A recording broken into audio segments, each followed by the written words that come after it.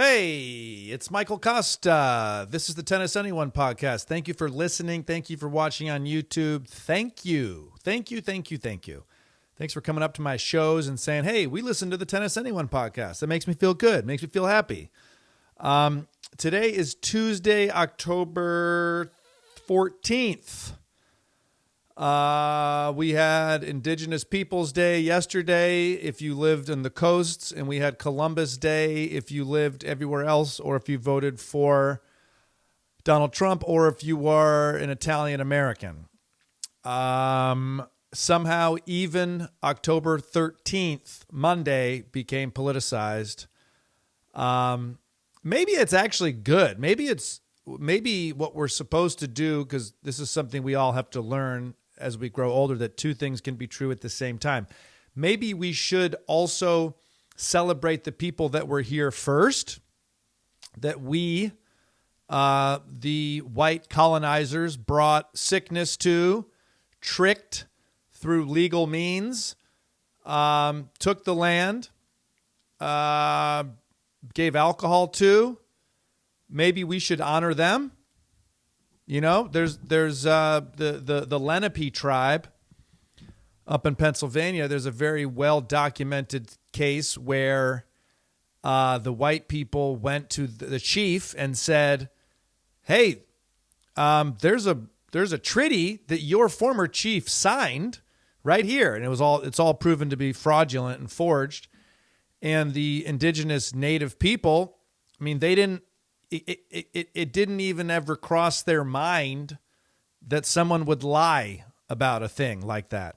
So they accepted this treaty, which said that the white man could have as much land as he wanted, that he could walk in one day. And the native people were like, okay, if that's what our chief signed, you have his signature. And then, of course, the white people hired a professional runner to run, not walk the land, run, and eventually took that land, tricked the native people. I think there was even a quote in the newspaper that from one of the native tribal members that was like, we didn't think they would run, thought they would walk, because that's what it said. Anyways, I'm butchering this whole story, but the fact is, maybe we can honor those people and also acknowledge the risks, the adventure, the importance of Christopher Columbus arriving. I realize maybe it sounds like I'm both sides in it right here. And I realize I thought yesterday, you know, it really sucks to be of native ethnicity. It really sucks to be a native person or an indigenous person because no one's ever advocating for you. And I was thinking about how the Columbus Day parade is just filled with thousands and thousands of people, which was canceled due to the weather. But there's someone in America always advocating for the white Italian American. And I was thinking that would suck to grow up in this country and to be indigenous and just feel like, God, I never, ever have turn on the TV and see the Indigenous Day parade of my people. So, I think it's wrong to dismiss Christopher Columbus just because it sounds like he was kind of a dick and he brought his disease and alcohol, but he also obviously had achieved a lot, somehow tricked the Spanish government into giving him money to go sail to America. And yet I also think we need to talk about some of the bullshit that happened with the indigenous people. I mean, there's just story after story in this country of doing wrong to groups of people. And we got to talk about it, you guys. Look, I know it's nice when the leader tries to brush it under the rug and we don't have to think about it. Canada, I'm looking at you. No one does this better than Canada with their history of native people. What do they call them? First Nations up there. You got to go through this shit. That's what I always want everyone to know. Hey, I'm back. There was a fuck up with the It doesn't matter what time I press record. Someone always calls me, even if it's on Do Not Disturb. Somehow they got through. It's probably going to happen again. I lost my train of thought, which is why I want to go closer and closer to a dumb phone, because it's just too hard. You pick the thing up to go like, okay, I'm going to write this joke down, and then you see a text from someone, and you immediately are gone, and I can't even remember the joke. That's what I was talking about. You got to go through stuff. That's something I want every young person to know. Adult people too. Younger Michael could know this. You got to go through it. You can't go around it. You can't avoid it. You have to go through the thing. It's like if you're down 3-0 in the second set and you want to win this match, you have to climb back. You can't just skip to the third set. You have to go through that shit. You have to go through the woods, and you're better for it. It sucks to do it. It's harder to do it. But we as a nation need to address what we've done. And I say we as all of us. We. Powerful pronoun, we. We need to address it, because then we can begin to heal, the repair, right? I'm going to get into the Saudi Arabia tennis thing. Can't believe it. Unbelievable. I'm going to get into this new guy who played at Texas A&M that just won the fucking ATP 1000. But first, this Thursday, I'll be, I'm the guest of honor, which is so nice, of KCTL, Kings County Tennis League, is having one of their fundraising events this Thursday at the Brooklyn Art Museum, BAM. And this is an amazing organization that runs tennis 10 months a year for, I think it's 900 kids, very low income. I went to 893 total enrolled students. 92% of surveyed youth would recommend KCTL.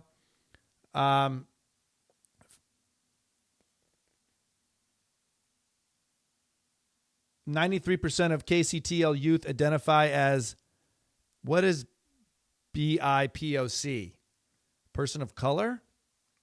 Let's say black, indigenous, person of color. Oh my God, it's perfect. It's what we're talking about. Anyways, it's just, I went and I looked at the programming for this. They reached out to me.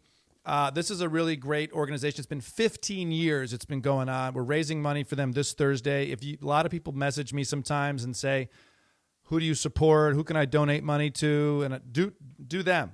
Kings County Tennis League. They've somehow managed to teach tennis and give tennis to kids that would not get tennis. And this is not, I went to some of the courts.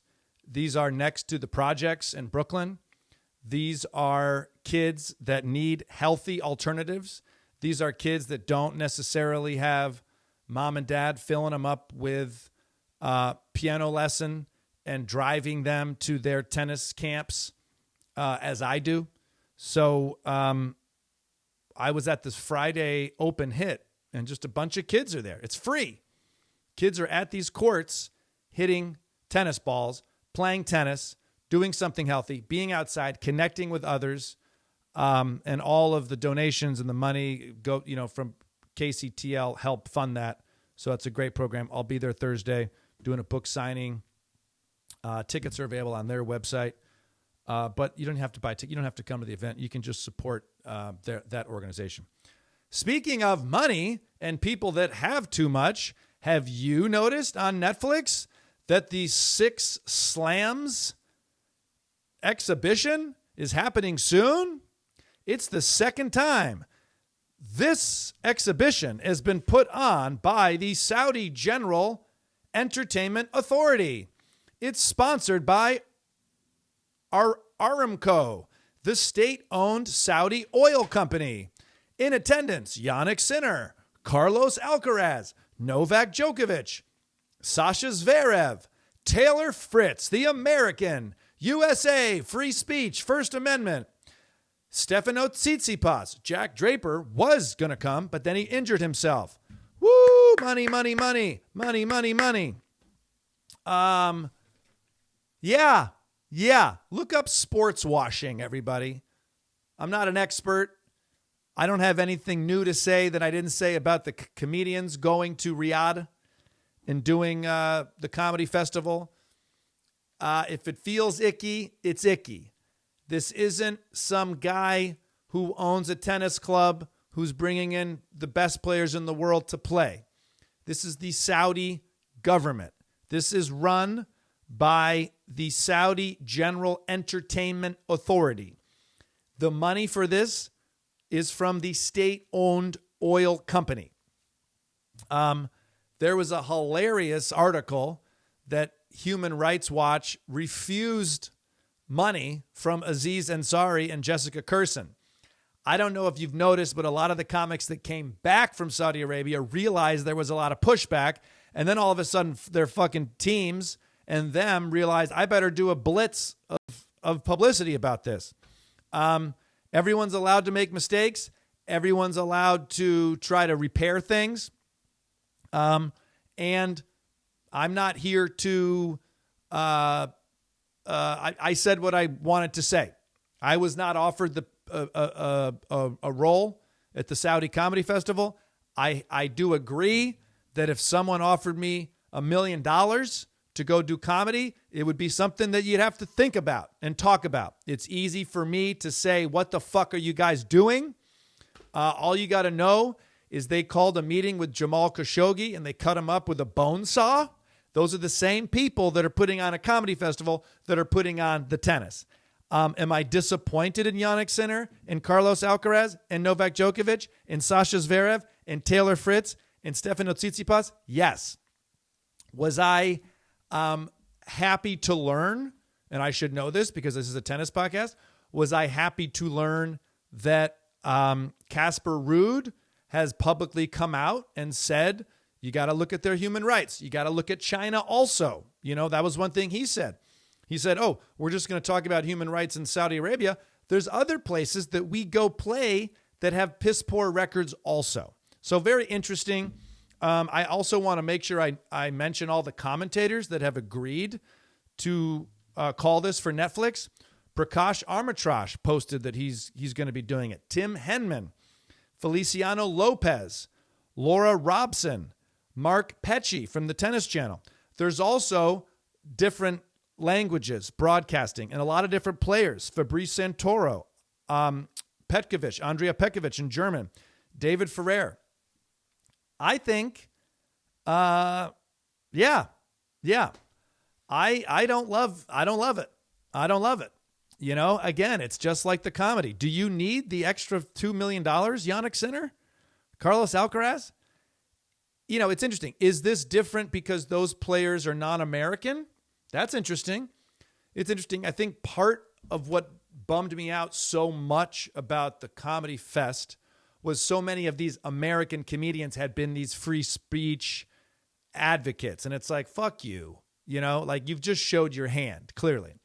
I think it is more complicated as an American to pass judgment on an Italian or a Spaniard or a Greek person, because I don't necessarily, well, you'd think Greek, actually, Greece. I wouldn't think necessarily, I don't know as much about the foundation of those countries. Do they have a free speech amendment? That's number one in their constitution. Also, very clear, let me remind everybody that the Comedy Festival and this tennis, 6 slams, it's being paid for by the Saudi government. All right. I'm going to get people on YouTube who are going to say, hey, man, if the United States was having a comedy festival, you tell me I shouldn't go? And I would say, look, if the United States government, which has a history of doing some fucked up shit, which is how we started this podcast, is inviting you to the United States Comedy Festival and it's sponsored by the United States military, well, then you should think that. You should think about that. That's up for you to decide morally and ethically. Many of you who follow tennis very, very closely are like, Kosta, they've been playing, this whole Saudi Arabia thing has come up before. Where were you on that? Good point. Good point. Just because we're getting more comfortable with people going to Saudi Arabia doesn't mean it's okay. I know the Human Rights Watch group came out and said We didn't tell the comedians not to go. We just told them to speak up about advocacy for free speech and also to petition the Saudi government to release the Saudi activists who are currently in jail or prison because they spoke out about the government. Woo! I even like that. They're basically saying, hey, comedians, we're not here to tell you how to manage your career. Everyone's got money they got to do. Everyone's got child support or whatever it is. Who knows? Maybe your mom is sick and you need money. Maybe you have to make that decision. I'm going to go play. First of all, I don't think anyone's in the tennis world is going because their mom is sick and they need the money. That's what's also annoying. But there are decisions and discussions that we have with ourselves and our moral compass. I understand that. And I'm lost. I lost my point. Lost my train of thought. My doctor would say, like, sit and fight till you get it, because that fight is important for your brain. But what a doctor doesn't know is sometimes it's on a podcast. Okay, bruh? That reminds me, I was interviewing Michael Grunwald, an author on The Daily Show, and I fucking blanked. I went straight blank, and I forget the day. Sometimes if the day is super challenging, I finally sit down and I'm like, phew, I just get to just talk to this guy about his book that I liked. And I blanked. And you know what they did? They edited it out. Editing.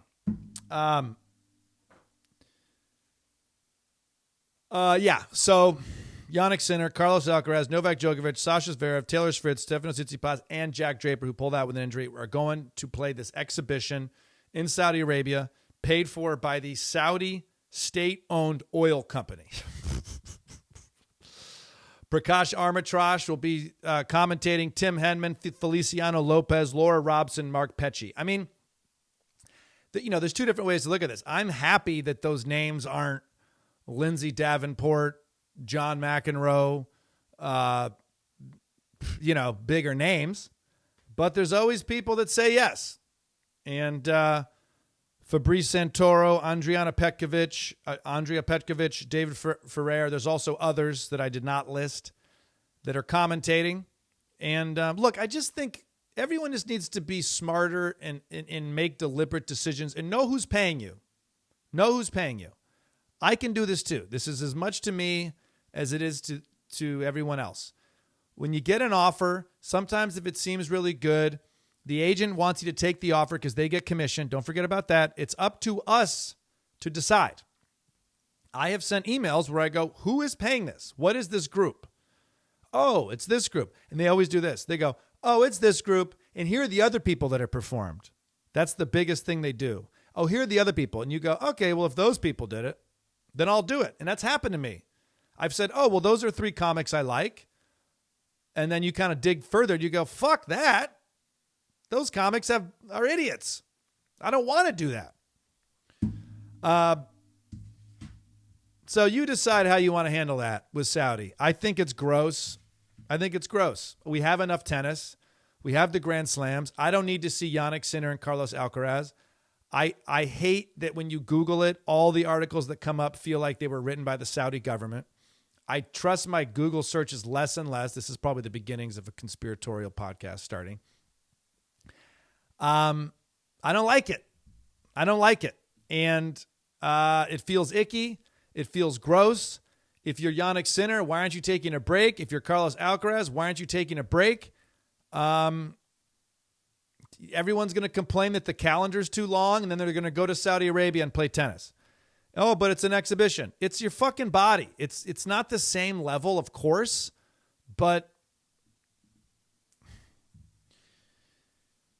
yes, I judge Taylor Fritz more because he's an American and the foundation of our country, the First Amendment, and the 5 rights that it has granted us, and the attack that they've been under.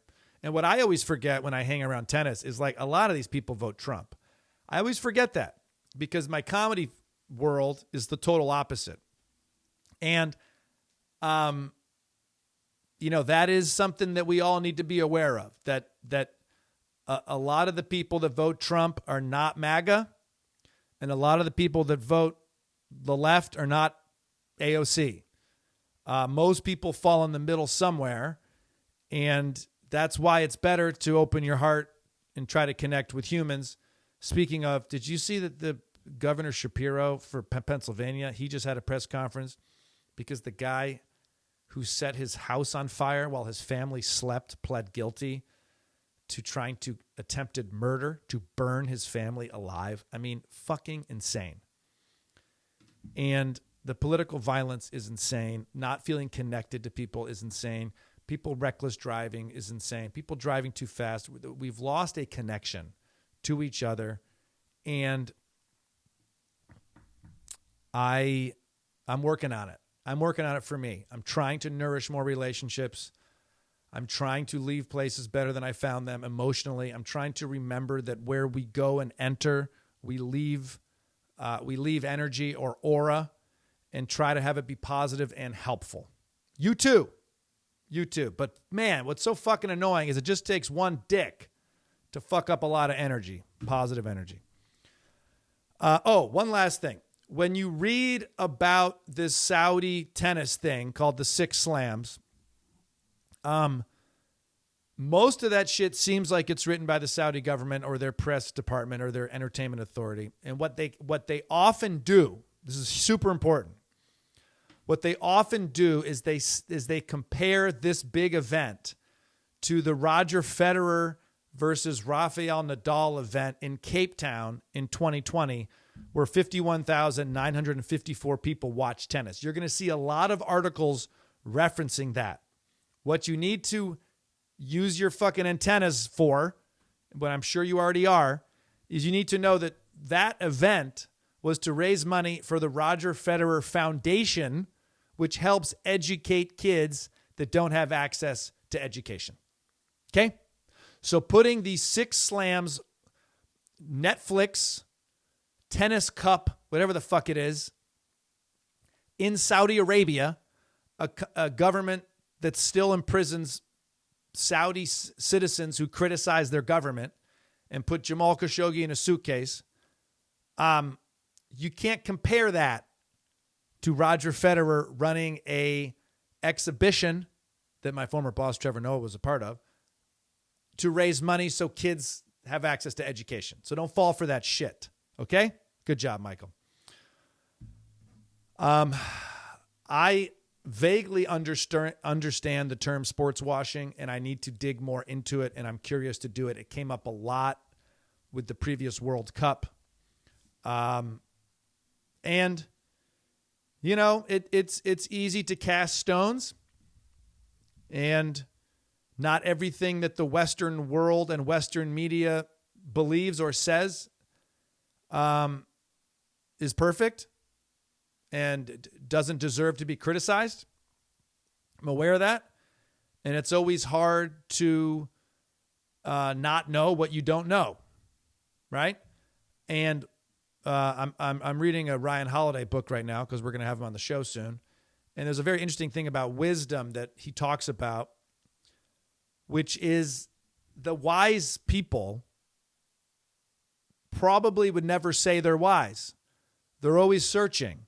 They're always self-reflective on a mistake that they've made or how they could be more intelligent. What is most detrimental, as we know from our current administration and previous people that stormed the Capitol, are people that are certain of their intelligence. People are certain of their knowledge. And it's like the teachers in my classes, the ones that would ask for feedback, the ones that would give the evaluation sheets to the students and say, how can I do better? Those teachers never needed to be evaluated. They were great. It's the ones that don't give an evaluation where you go, you fucking suck, and I want to tell somebody about it. You're not good at this job. You can do better. By being wise, you acknowledge that you've never arrived at wisdom. No clue how we got to that, but I'm feeling it today. So yeah, if you have any inkling to go burn down the governor's house, don't do it. If you have any inkling to hurt somebody, don't do it. These are real people. They have families. One of the things that always makes me laugh about conspiracy people is how good they think the government is, meaning how like efficient or how I've talked to a lot of people that go like, oh, well, that's what they want you to think. Here's what's really happening, right? That's a big thing. Here's what's really happening. They're certain. They've done their research. And I've talked to these politicians. I've sat and had hour conversations with them or had them on the show or interviewed them or met their family. Josh Shapiro I interviewed for a long time. His kid ran in during the interview. These aren't remarkable people, actually. They're not that good. They've figured out how to get elected. And, a lot of them care a lot about public service. But you're giving them too much credit. You're giving them too much credit. I can't speak for other countries' politicians. I can speak for American politicians. They're just like you. They plug in their USB port upside down 90% of the time, just like you. Their wife humbles them without them even understanding what they did wrong, just like you. They drink too much sometimes, just like you. They have high cholesterol, just like you. They're not these high functioning, elaborate 4D chess masterminds. I did not know who Valentin Vacherot. I didn't know who he was. I know he played at Texas A&M. He's 40 in the world. He's 6'4", 180 pounds, which is what my playing height and weight was. That is not my weight now. The fucking guy has 34,000 Instagram followers. Hello? Kosta has 5 times more, 10 times. I wish. Kosta has 5 times more Instagram followers than the guy that just won the ATP 1000. He's from Monaco, which I've driven through once in a golf cart through the border. Crazy. Late night. Nice, France, Monaco. It's all like this. And if you go drinking in one place, you go to the next, and you can just kind of cut through the border. It's kind of nuts.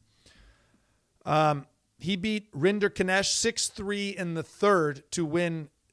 Here's the thing. I don't have a fucking computer. My computer crapped out. Display.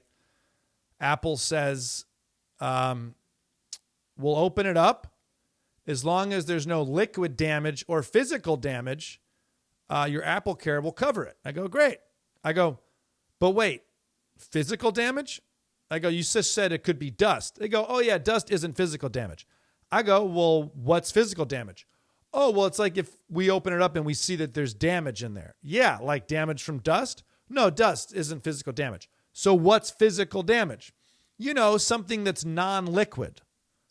Okay, like dust? Yes. Anyways, I have in the past had a lot of luck with my Apple Care. They seem to cover it. But this time she was very legal with her terminology, and it made me go, oh, fuck.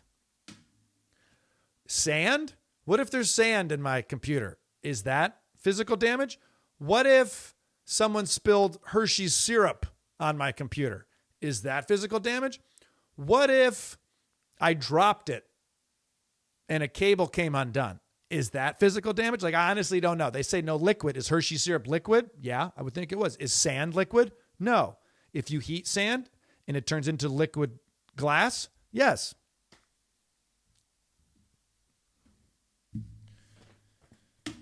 It's going to suck in 5 years when everybody pulls up clips of this and I'm like performing in Saudi Arabia because I had 6 more kids and I don't have any money left. Also, Coco Gauff, just unbelievable. I mean, I can't be more critical of her forehand or serve. I can't be more complimentary of her attitude, athleticism, overall head on her shoulders. She just fucking won Wuhan. She beat Jessica Pegula 6-4, 7-5, and she won Wuhan 1000. I think she lost to Paulini last week. She beat her this week. I mean, you just want her mindset. Every week is a fresh week. Every match she tries to get better and gives it her all. I'm just a huge Coco Gauff fan. I'm not a huge Coco Gauff forehand fan. I'm not a huge Coco Gauff serve fan, but boy, would I want her on my team, huh? The attitude, the way she balances it all. Last year was seen as kind of a bad Coco Gauff year. She fucking won the French. Wouldn't you love that? To win the French and everyone's like, how can we do better? I won the French, motherfucker. Okay. Au revoir. So yeah, Vacherot from Monaco, who played at Texas A&M. Another name to watch. Didn't see that one coming. You're not going to see Sinner and Alcaraz in that tournament because they're going to fucking Saudi Arabia. The commentators for Netflix are Prakash Armitage, Tim Henman, Feliciano Lopez, Laura Robson, and Mark Pecci. And they're being paid. They're getting paid by the Saudi state-owned oil company. Okay. Ladies and gentlemen, this is the Tennis Anyone podcast. I'm Michael Kosta. It just feels, I go off my feels sometimes. It feels icky. And like I said, I have done things for money that I have regretted. And you have to then consider that in the future. But Chuck Lorre, the famous showrunner, 2.5 Men, a lot more other things. I think he said famously, they pay you a lot because they're killing you. And that's kind of like the John Hamm, Mad Men. You never tell me, you never thank me. That's what the money's for. We sometimes scream that at each other at the Daily Show, by the way. But I hate sitting in that room and taking notes and changing a very funny script to a mediocre script. That's what the money's for. Sit there and take it and check your bank account. I will say this. I have, on many jobs, been furious, distraught, feel like I'm selling myself or listening to the wrong person or editing a joke or cutting back on being what I believe is true to me. And I have checked my bank account to just look at the last paycheck. Not even like it's that much. Not even like I'm checking my bank account and it says $50 million and God, I'm so rich. But just like, don't forget they are sending you money. That's what I'm trying to mean.